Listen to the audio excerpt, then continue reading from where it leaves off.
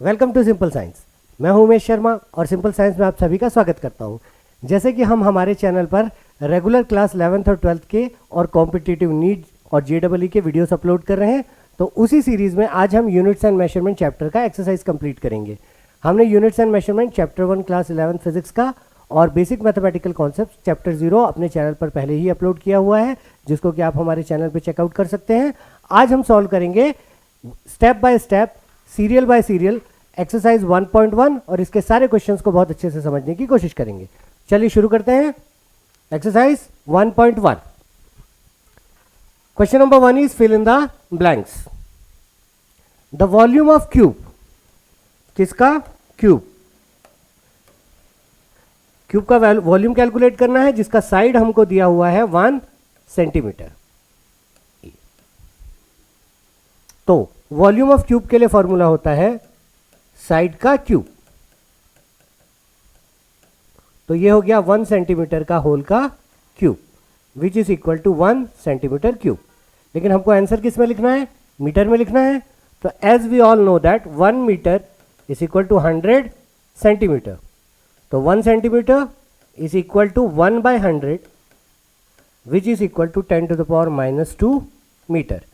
अगर यहां पर 1 सेंटीमीटर की जगह मैं 10 टू द पावर -2 मीटर डालता हूं और उसका क्यूब करता हूं, तो ये आएगा 10 to the power -6 metre cube.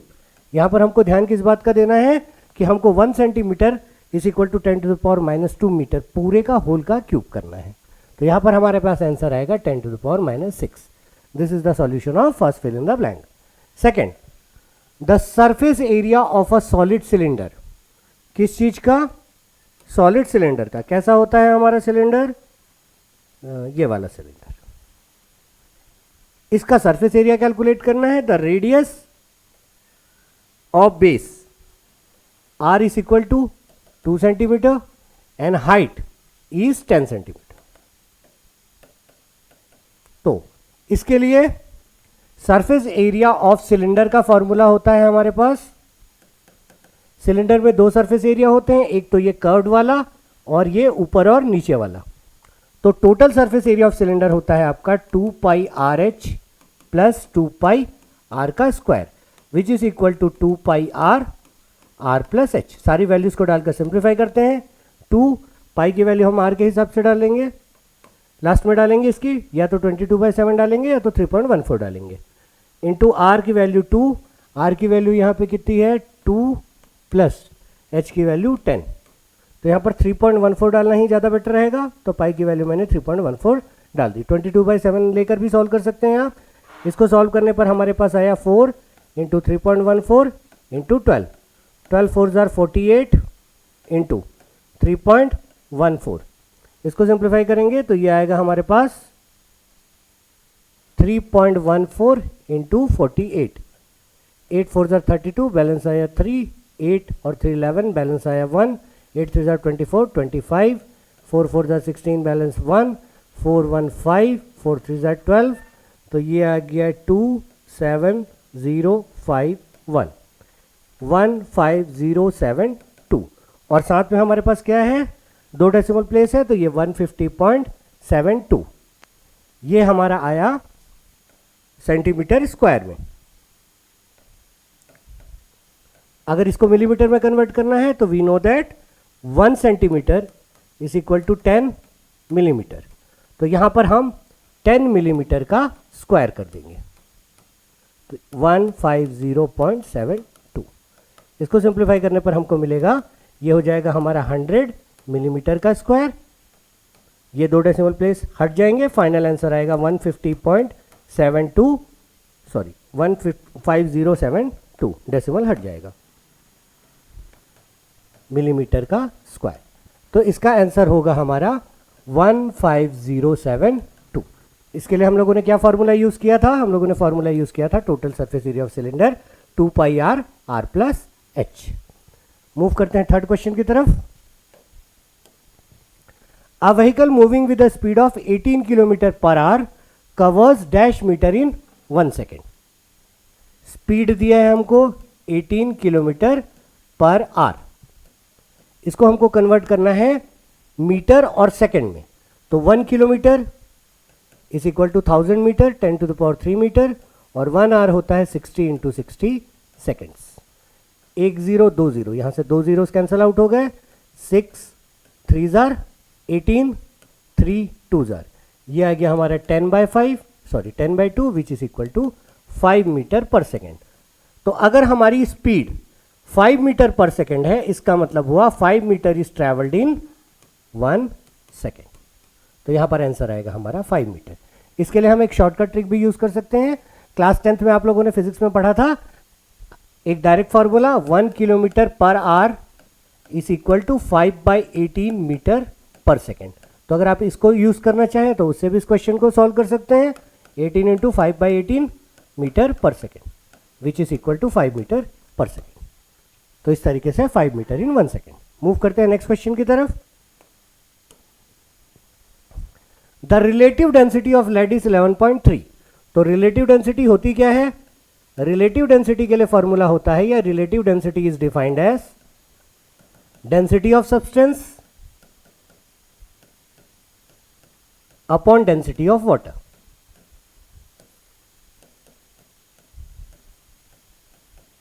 हमको डेंसिटी ऑफ रिलेटिव डेंसिटी 11.3 दिया है, डेंसिटी ऑफ सब्सटेंस हमको निकालना है। डेंसिटी ऑफ वाटर होता है 1000 ग्राम पर सेंटीमीटर क्यूब। तो ये हो जाएगा आपका 10 टू द पावर 3 ग्राम पर सेंटीमीटर क्यूब। तो ये हो जाएगा आपका डेंसिटी ऑफ, अच्छा हमको क्रॉस मल्टीप्लाई करना है, डेंसिटी ऑफ सब्सटेंस निकालना है। तो ये हो गया 11.3 इंटू 10 टू द पावर 3 ग्राम पर सेंटीमीटर क्यूब। अब इसको आगे हमको केजी और मीटर क्यूब में कन्वर्ट करना है। तो केजी और मीटर क्यूब में कन्वर्ट करने के लिए ग्राम को केजी में कन्वर्ट कर देते हैं। 11.3 अपनी जगह पर, 10 टू द पावर 3 अपनी जगह पर, 1 kg is equal 1 gram is equal to 10 to the power -3 kg। 1 kg 1000 gram, तो 1 gram 10 to the power -3 kg। उसी तरीके से हमको पता है कि 1 metre 10 to the power 2 centimetre होता है, तो 1 centimetre will be equal to 10 to the power -2 metre. तो upon 10 to the power -2 metre का होल का क्यूब। इसको सिंप्लीफाई करेंगे, ये +3 -3 कैंसल आउट हो गया, ये हो गया 6। तो सिंप्लीफाई करने पर 11.3, नीचे में 10 टू द पावर 6 आएगा, -6 आएगा, ऊपर जाके आपका हो जाएगा 10 to the power 6 kg upon metre cube. तो यहाँ पर आंसर आएगा 11.3 इंटू 10 टू द पावर 6, और यहाँ पर आपका आंसर आएगा, डेंसिटी ग्राम में निकाले थे तो 11.3 इंटू 10 टू द पावर 3। यहाँ पर हमारा fill in the blanks complete होता है। बहुत ही सिंपल से कॉन्सेप्ट्स थे, ये कन्वर्शन वाले क्वेश्चंस थे, conversion of one system of unit into another, जिसमें कि हमको सिंपल कॉन्सेप्ट्स दिए थे, जिसको हम प्रीवियस नॉलेज के साथ में, प्रीवियस फार्मूले के साथ में कोरिलेट करके फाइनल वैल्यूज निकाल रहे थे। मूव करते हैं नेक्स्ट स्लाइड की तरफ। सिमिलर टाइप का क्वेश्चन है 1 kg, question number A, 1 kg metre square per second square. इसको हमको कन्वर्ट करना है ग्राम में, तो 1 kg हो जाता है हमारा 10 to the power 3 that is 1000 gram. 1 metre हो जाता है हमारा 10 टू द पावर 2 सेंटीमीटर का स्क्वायर। यहाँ पर स्क्वायर दिया हुआ है तो 1 मीटर का होल स्क्वायर यूज करेंगे, और सेकंड को कन्वर्ट नहीं करना है तो second will be as it is. इसको सिंप्लीफाई करेंगे तो 10 टू द पावर 3 ग्राम को मैं एक यूनिट्स को एक साथ लिख लेता हूँ। 10 टू द पावर 2 का स्क्वायर करेंगे 10 टू द पावर 4 सेंटीमीटर का स्क्वायर पर सेकंड का स्क्वायर। तो this is equal to 10 to the power 7 gram centimetre square per second square. तो इसका आंसर आएगा आपका 10 to the power 7। Second question, 1 metre is equal to how much Ly। बच्चे अक्सर यहाँ पर कंफ्यूज होते हैं। यहाँ पर जो Ly दिया हुआ है इसका मतलब है लाइट ईयर। लाइट ईयर क्या होता है?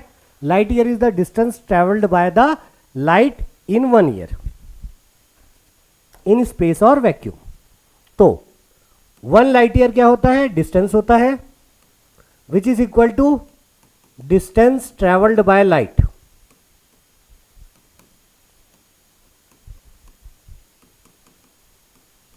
इन वैक्यूम इन 1 ईयर। अब चूंकि ये डिस्टेंस है तो डिस्टेंस को हम लिख सकते हैं speed of light into time. Speed कितनी होती है लाइट की? 3 इंटू 10⁸ मीटर पर सेकेंड। और टाइम कितना दिया हुआ है हमको? टाइम है हमारा 1 ईयर। 1 ईयर को अगर मैं सेकंड्स में कन्वर्ट करूं, क्योंकि मैंने पहली वाली वैल्यू एसआई सिस्टम में सेकंड्स में ली हुई है, तो 1 ईयर में होते हैं मेरे 365 डेज। 365 डेज में 24 आवर्स, 1 घंटे में 60 मिनट और 1 मिनट में 60 सेकेंड। तो 1 light year is equal to, इस पूरी वैल्यू को सिंप्लीफाई करने पर हमको मिलता है 9.46 इंटू 10⁻15 मीटर। 1 लाइट ईयर जो होता है, इसको सॉल्व करने पर हमारे पास आता है 9.46 इंटू 10⁻15 मीटर।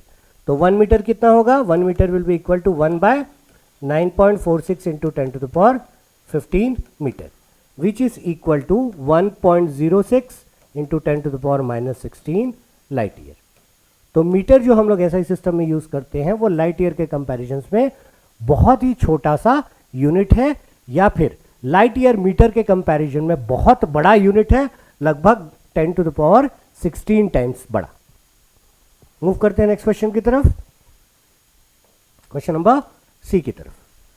सी हमको दिया है 3.0 मीटर पर सेकेंड स्क्वायर को किलोमीटर पर आवर स्क्वायर में कन्वर्ट करना है।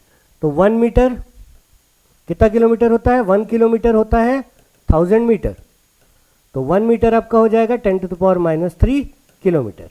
उसी तरीके से 1 आवर में होते हैं आपके 60 इंटू 60, दैट इज 3600 सेकेंड। तो 1 सेकेंड में हो जाएगा 1/3600 आर। इन दोनों वैल्यू को यहां पर डालते हैं, 3 अपनी जगह पर, 1 मीटर की जगह 10⁻³ किलोमीटर, और 1 सेकेंड की जगह 1/3600 आर। पूरे का पावर यहां पे दिया हुआ है -2, तो ये रेसिप्रोकल हो जाएगा।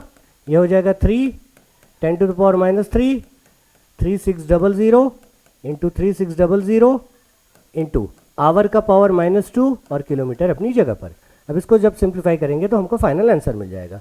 यहाँ पर से हमारे 3 जीरोस कट जाएंगे, इसके साथ हमारे पास बच गया 36 इंटू 36 इंटू 3 इंटू 10 का पावर,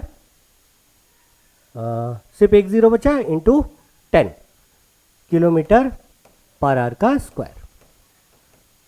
अब इसको सिंप्लीफाई करते हैं तो 36 इंटू 36, 6 6 36, बैलेंस आया 3, 18 और 3 21, 6 3 18, बैलेंस आया 1, 9 1 10, 6 9 2, 1 2 9 6 इंटू 3, 6 3 18, बैलेंस आया 1, 27 1 28, बैलेंस आया 2, 6 और 2 8 और 3 1 3। तो ये हमारा आ गया 38880 किलोमीटर पर आवर का स्क्वायर, या इसको हम लिख सकते हैं 3.8 या 3.9 भी कर सकते हैं। 3.9 ज़्यादा अप्रोप्रिएट होगा, ज़्यादा अप्रोक्सीमेट होगा, इंटू 10 का पावर 4 किलोमीटर पर आवर का स्क्वायर। इस पर आवर के स्क्वायर को हम पावर -2 के फॉर्म में भी लिख सकते हैं, या फिर अपॉन में भी लिख सकते हैं। तो ये बहुत ही सिंपल से कॉन्सेप्ट हैं, जिसमें हमको सिर्फ यूनिट कन्वर्शन सिखाने की कोशिश कर रहा है। और यूनिट कन्वर्शन एक बहुत इंपॉर्टेंट कॉन्सेप्ट है फिजिक्स में, क्योंकि जब भी हम किसी तरह का कोई कैलकुलेशन करते हैं तो उसमें सारी वैल्यूज़ को एक सिंगल यूनिट में रखकर ही हम सॉल्व करते हैं, जिसमें सबसे पहली प्राथमिकता होती है हमारी एसआई सिस्टम में सॉल्व करने की। मूव करते हैं अगले क्वेश्चन की तरफ। जी की वैल्यू इतनी दी हुई है, इसको इसमें कन्वर्ट करना है। D 6.67 into 10⁻11 newton metre square KG का पावर -2। तो सबसे पहले तो मैं न्यूटन को कन्वर्ट कर लेता हूँ। 1 न्यूटन होता है मेरा KG into metre per second का स्क्वायर। ये क्यों किया मैंने? क्योंकि हमको राइट हैंड साइड में कहीं पे डाइन नहीं दिख रहा है सीजीएस यूनिट, तो इसलिए हम लोगों ने न्यूटन को पहले फंडामेंटल यूनिट्स में एमकेएस सिस्टम में ब्रेक कर लिया। तो ये हो गया मेरा 6.67 इंटू 10⁻11 न्यूटन की जगह KG metre upon second square, 1 metre square पहले से और केजी का पावर -2 पहले से। तो केजी का पावर -2 + 1, केजी का पावर -1 हो गया, metre into metre square metre cube हो गया अपॉन सेकेंड का स्क्वायर। 6.67 इंटू 10⁻11। इस केजी को हम अपॉन में भी लिख के सॉल्व कर सकते हैं। अब इसको सॉल्व करते हैं तो हमको मीटर को कन्वर्ट करना है सेंटीमीटर में। अभी हम लोगों ने प्रीवियस क्वेश्चंस में देखा है 1 metre is equal to 10⁻2 centimetre पूरे का होल का क्यूब। केजी को अपॉन में लेके भी कर सकते हैं, ऐसे भी कर सकते हैं। 10⁻³ ग्राम का पावर -1 अपॉन सेकंड को हमको चेंज नहीं करना है। तो इसको फाइनली सिंप्लीफाई करने पर 6.67 अपनी जगह पर, 10⁻11 अपनी जगह पर, ये हो गया मेरा 10 का पावर 2 का क्यूब 6, 10 का पावर 3 का पावर -1, 10 का power -3 centimetre gram inverse centimetre cube gram inverse upon second का स्क्वायर अपनी जगह पर। इसको सिंप्लीफाई करेंगे तो पावर से हमारे -11 -3 -14 प्लस 6, तो ये आ जाएगा -8। This will be equal to 6.67 into 10⁻⁻8 centimetre cube gram का पावर -1 सेकंड का पावर -2। ये होगा हमारा फाइनल आंसर। सिंपल सा कॉन्सेप्ट था। इसमें हमको थोड़ा सा कंफ्यूजिंग यहाँ पे न्यूटन डाल के किया हुआ था। तो न्यूटन कितना होता है, KG into metre upon second का स्क्वायर इज न्यूटन। इसको कन्वर्ट करने पर सारी चीज़ें आपकी मीटर, सेकेंड और केजी में कन्वर्ट हो जाएंगी, जहाँ पर हम केजी को और मीटर को कन्वर्ट कर देंगे सीजीएस सिस्टम में, सेंटीमीटर में और ग्राम में, और फाइनल आंसर हमारा आएगा इतना। यहाँ तक आपका बेसिक कन्वर्शंस का कॉन्सेप्ट कंप्लीट होता है। यहाँ तक हम लोगों ने 1.1 और 1.2 एनसीईआरटी का कवर कर लिया है। मूव कर रहे हैं हम लोग नेक्स्ट क्वेश्चन की तरफ। 1.2 फिल इन द ब्लैंक्स हो चुके हैं, रिपीट हो गया ये 1.3 क्वेश्चन। इस क्वेश्चन में दिया है calorie is a unit of heat. Calorie heat का एक यूनिट होता है इक्वल टू 4.2 जूल। इसका मतलब क्या है, एनर्जी इन ट्रांजिट। जब क्लासिकल फिजिक्स स्टार्ट हुआ था, शुरू में फिजिक्स पढ़ा जाता था, तो हम मानते थे कि हीट एक लिक्विड के माध्यम से फ्लो करती है, एक इनविजिबल लिक्विड के माध्यम से फ्लो करती है, जिसको कैलोरी नाम दिया गया था। तो energy in transit, energy in flow कहा जाता था हीट को, क्योंकि वो एक बॉडी से दूसरी बॉडी में ट्रांसफर होती थी। Equal to 4.2 joule. यहाँ पे हमको क्वेश्चन में दिया हुआ है 1 calorie is equal to 4.2 joules, where 1 joule is equal to KG into metre square per second square. जहाँ पे 1 joule is equal to KG into metre square upon second square, या सेकेंड का power -2। Suppose we employ a new system of units. एक new system of units ले रहे हैं, जिसमें new units क्या लेंगे हम, मास के लिए लेंगे हम अल्फा केजी। केजी की जगह हो गया alpha KG. Unit of length equals beta metre, length के लिए बीटा मीटर और टाइम के लिए gamma second, gamma second. Show that 1 calorie has the magnitude इतना, 1 कैलोरी की वैल्यू इतनी आएगी न्यू सिस्टम में, वो हम कैलकुलेट करेंगे। तो जैसे कि हम लोगों ने third application of dimensional analysis conversion of one system of unit into another में फॉर्मूला एक डिराइव किया था, उसी फॉर्मूले से हम यहाँ पर सॉल्व करेंगे। ये video applications of dimensional analysis का हमारे चैनल पे उपलब्ध है, आप उसको देखकर चेकआउट कर सकते हैं। तो हमको पता है कि N2 जो न्यू सिस्टम में है उसमें जो मैग्नीट्यूड होगा, this will be equal to N1 into M1 by M2। M1 क्या है, M1 है फर्स्ट सिस्टम में मास का यूनिट, M2 क्या है, सेकेंड सिस्टम में मास का यूनिट का पावर A, जो डायमेंशनल पावर्स दिए हुए हैं यहाँ पर। L1 बाय L2 का पावर B और T1 बाय T2 का पावर C। वैल्यू सब्स्टिट्यूट करते हैं यहाँ पर। N1 की वैल्यू हमको 4.2 दी हुई है। पहले सिस्टम में मास का यूनिट दिया हुआ है केजी, दूसरे सिस्टम में दिया है अल्फा केजी। पहले सिस्टम में आपको दिया है मीटर, दूसरे सिस्टम में आपको दिया है बीटा मीटर। सेकेंड और सेकेंड दोनों सिस्टम में सेकेंड दिया हुआ है। अब पावर्स ले लेते हैं, तो मीटर का पावर केजी का पावर है 1, तो यहां पर पावर 1। मीटर का पावर है 2, तो यहां पर पावर 2। सेकेंड का पावर है -2, तो यहां पर पावर -2।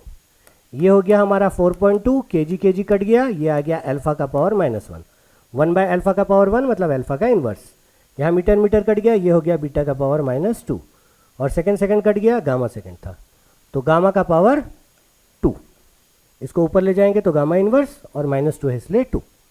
ठीक है, तो N2 की वैल्यू जो होगी, इसको हम शुरू करेंगे लेट 1 कैलोरी या 4.2 joule KG into metre per second square, KG into metre square per second square is equal to N2 और वो जो न्यू यूनिट दिया हुआ है।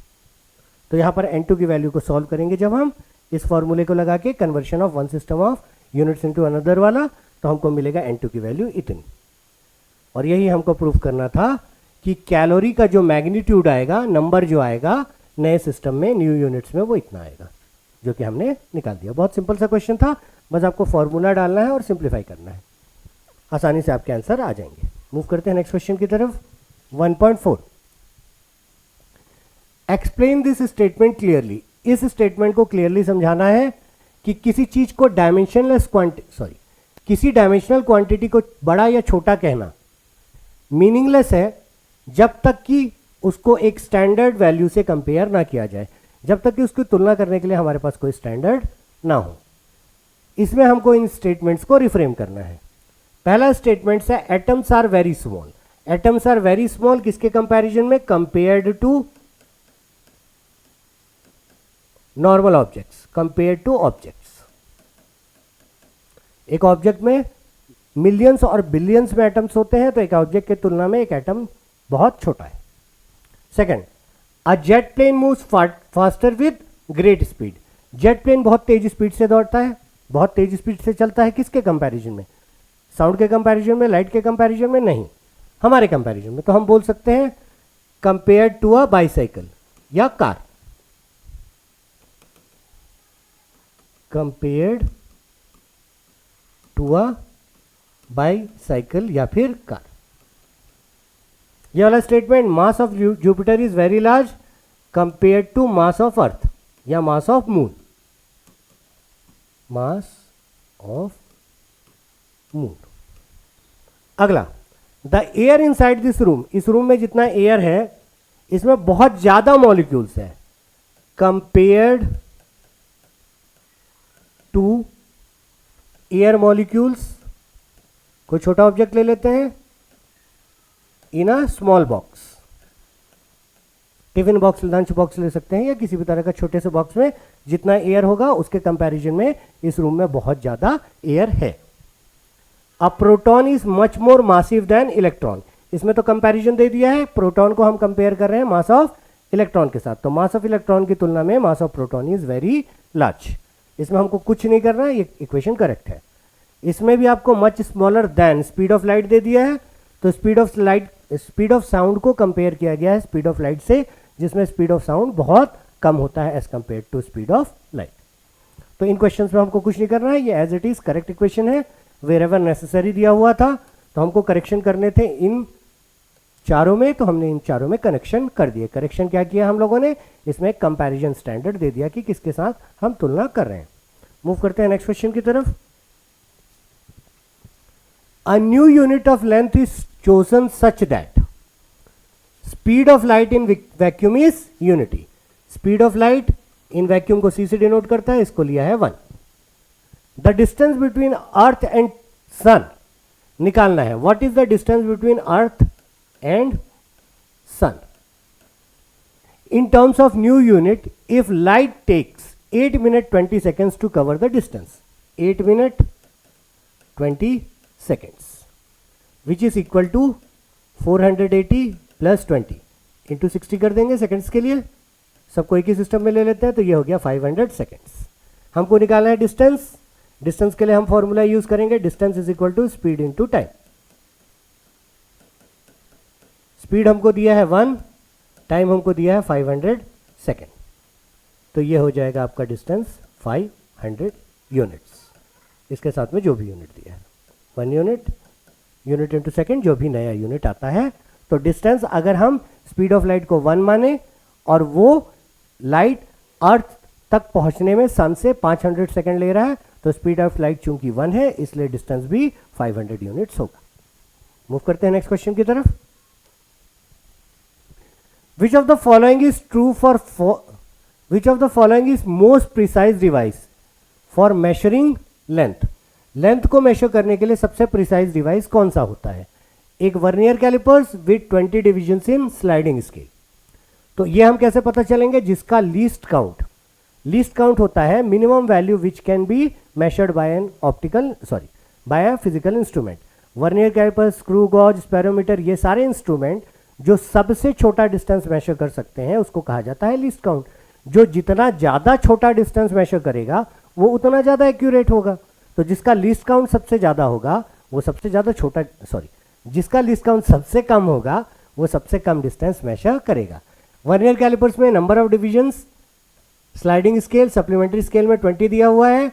वर्नियर कैलिपर्स में अगर आप देखेंगे तो एक मेन स्केल डिवीजन की वैल्यू होती है 1 मिलीमीटर।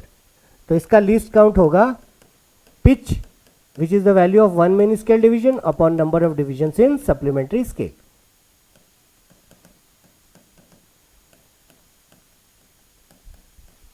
तो यहां पर पिच ऑफ वर्नियर कैलिपर्स होता है 1 मिलीमीटर और नंबर ऑफ डिविजन्स दिया है 20। तो ये हो जाएगा आपका 1/20 which is equal to 0.5 into 10 to the power 0.5 ही लिख लेते हैं क्या डायरेक्टली, 1/20 करेंगे तो 0.5 सेंटीमीटर। एक बार और कैलकुलेट कर लेते हैं, 1/10, 1/2, 0.5/10, 0.05 मिलीमीटर, 0.05 मिलीमीटर इसका लिस्ट काउंट। और मिलीमीटर को कन्वर्ट करेंगे सेंटीमीटर में तो it will be 0.005 millimetre, that is 5 into 10 to the power -3 centimetre. रब कर लेता हूं एक बार फिर से, least count is equal to pitch upon supplementary divisions which is equal to 1 mm upon 20 which is equal to 0.05 mm which is equal to 0.005 cm which is equal to 5 into 10 to the power -3 centimetre. दूसरा दिया है हमको screw gauge of pitch 1 millimetre, तो इसका भी least count निकाल लेते हैं। स्क्रू गॉज का 1 millimetre by 100 divisions in the circular scale, supplementary scale में। तो ये हो गया 0.01 millimeter which is equal to 0.001 centimeter which is equal to 10 to the power -3 centimetre. और एक ऑप्टिकल इंस्ट्रूमेंट दिया है that can measure within the wavelength of light. तो वेवलेंथ ऑफ लाइट जो होता है वो होता है 10 to the power -7 metre which is equal to 10 to the power -5 centimetre के रेंज में। तो इन सब में सबसे छोटा जो लीस्ट काउंट हमको दिख रहा है वो दिख रहा है 10 टू द पावर -5 का। इस वजह से जो ऑप्टिकल इंस्ट्रूमेंट लाइट की वेवलेंथ को मेजर कर सकता है वो ज़्यादा प्रिसाइज और ज़्यादा छोटी वैल्यूज़ को मेजर कर सकता है, छोटी डिस्टेंसेस को मेजर कर सकता है। इस वजह से इस क्वेश्चन का आंसर होगा ऑप्शन नंबर सी, क्योंकि बाकी दोनों का लीस्ट काउंट कम है as compare to optical instrument. Move करते हैं नेक्स्ट क्वेश्चन की तरफ। A student measures the thickness of human hair by looking into a microscope of magnification 100। Magnification आपको 100 टाइम्स दिखा रहा है।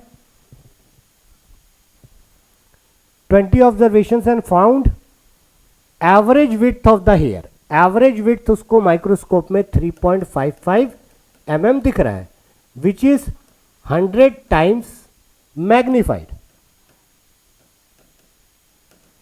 तो एक्चुअल थिकनेस कितना होगा? जितना दिख रहा है 3.55 डिवाइडेड बाय उसमें 100 हो जाएगा, क्योंकि हमको जितना दिख रहा है वो 100 गुना बढ़ के दिख रहा है, तो एक्चुअल में कितना है डिवाइडेड बाय 100। तो this is equal to 0.0355 millimetre. So this is the answer of question number 1.7। बहुत सिंपल सा क्वेश्चन था। हमको बोल रहा है कि हमको इतना बड़ा दिख रहा है लेकिन ये 10 गुना बड़ा है, तो एक्चुअल में होगा कितना? 10 गुना छोटा। जितना दिख रहा है उससे जितना गुना दिखाया जा रहा है उसको डिवाइड कर देंगे। मूव करते हैं नेक्स्ट क्वेश्चन की तरफ। Answer the following, you are given a thread and a metre scale. हमको एक रस्सी या धागा दिया हुआ है और एक मीटर स्केल दिया है। हम डायमीटर ऑफ द थ्रेड कैसे निकालेंगे? तो इसके लिए सिंपल सा तरीका है, हम थ्रेड को ऐसा ऐसा ऐसा ऐसा करके पैरेलल में जमाते जाएंगे। मान लीजिए दिस इज माय थ्रेड, इसको यहाँ पर से मोड़ के ऐसा रिपीट कर दूंगा, फिर यहाँ पर से मोड़ के ऐसा रख दूंगा। ये सटा सटा के रखेंगे हम, यहाँ पे समझाने के लिए मैं थोड़ा थोड़ा गैप कर दे रहा हूँ। ऐसे 8-10 बार रख लेंगे। मान लीजिए इसको हमने रख लिया 10 टाइम्स, 10 टाइम्स का टोटल विड्थ निकाल लिया। मान लो x आया तो एक का डायमीटर हो जाएगा x/10। इस तरीके से मेजर करेंगे। Next, a screw gauge has a pitch, इतना पिच दिया है 1.0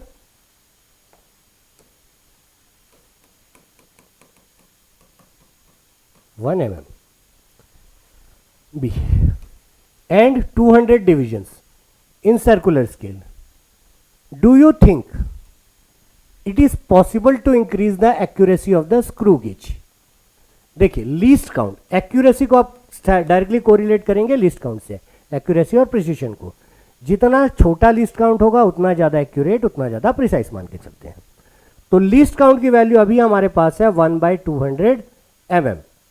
क्वेश्चन में बोल रहा है कि क्या हम एक्यूरेसी ऑफ स्क्रू गेज को बढ़ा सकते हैं by increasing the number of divisions in the circular scale. Yes, अगर हम नीचे वाली क्वांटिटी को 200 डिविजन्स को और ज़्यादा बढ़ाते हैं तो लीस्ट काउंट हमको और छोटा मिलता है। तो थ्योरेटिकली हम स्क्रू गेज की एक्यूरेसी को बढ़ा सकते हैं by increasing the number of divisions in the circular scale.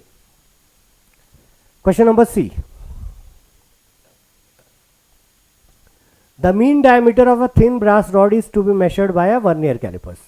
हमको डायमीटर मेजर करना है with a set of 100 measurements of the diameter expected to yield y। इसमें क्वेश्चन में बोल रहा है कि 100 ऑब्जर्वेशंस मिलने पर ज्यादा एक्यूरेट रिजल्ट मिलने की गुंजाइश क्यों होती है as compare to number of experiments अगर हम कम करें, कम मेजरमेंट्स में।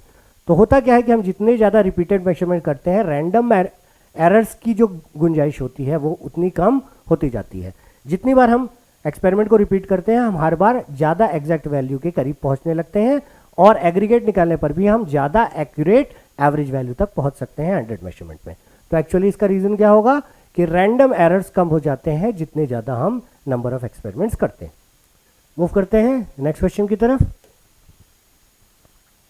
Question number 1.9, the photograph of a house occupies an area of इतना,